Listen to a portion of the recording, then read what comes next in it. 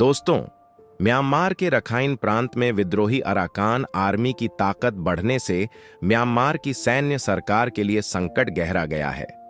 Arakan army ने 70 में से 45 शहरों पर कब्जा कर लिया है, जिससे म्यांमार में अस्थिरता बढ़ी है। यह स्थिति भारत के लिए भी चिंताजनक है, क्योंकि सीमा पर विद्रोहियों का प्रभाव बढ़ने से सुरक्षा खतरे में पड़ सकती है।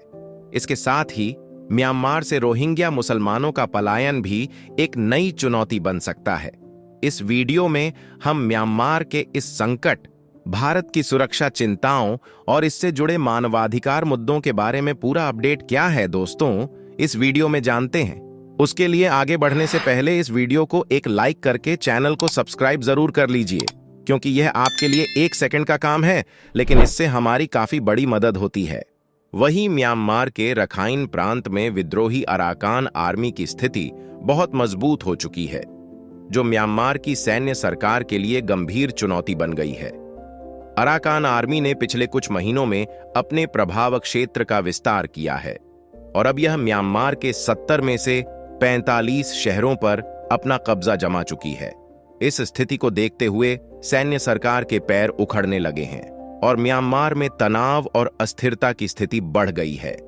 अराकान आर्मी, जो कि मुख्य रूप से रखाइन प्रांत के स्थानीय निवासी रोहिंग्या और अन्य जातीय समूहों के समर्थन से सक्रिय है, ने म्यांमार की सैन्य सरकार के खिलाफ सशस्त्र संघर्ष को तेज कर दिया है।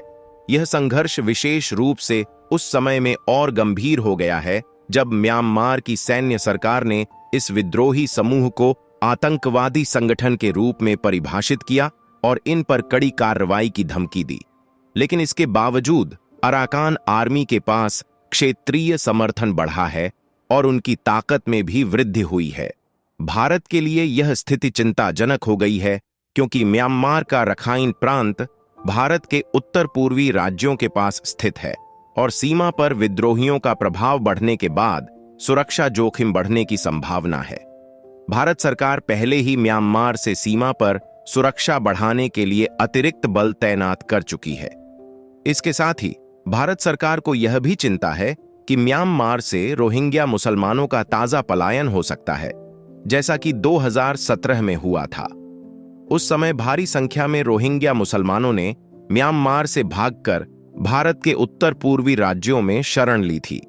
अब अगर स्थिति और बिगड़ती है तो फिर से रोहिंग्या मुसलमानों के पलायन का खतरा पैदा हो सकता है, जो भारत के लिए एक और बड़ी चुनौती बन सकता है।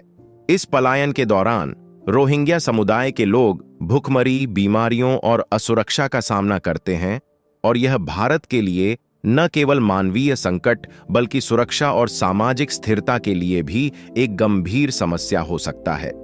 ऐसे में भारत को अपनी सीमा की सुरक्षा और मानवाधिकार के दृष्टिकोण से भी एक संतुलित नीति अपनानी होगी।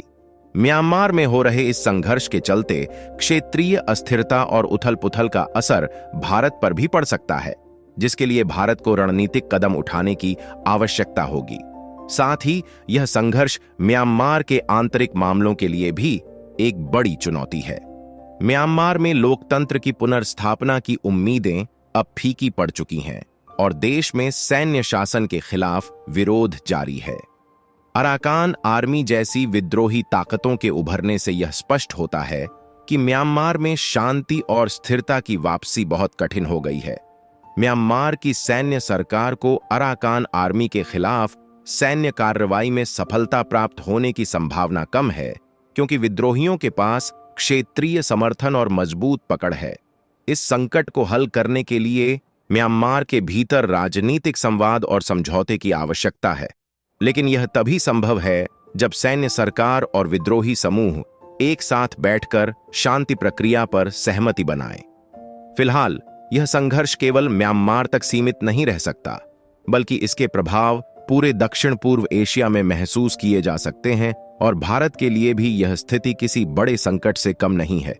वही दोस्तों, आपका ध्यान इस वीडियो पर रहेगा तो हम उम्मीद करते हैं कि आपको यह जानकारी पसंद आएगी।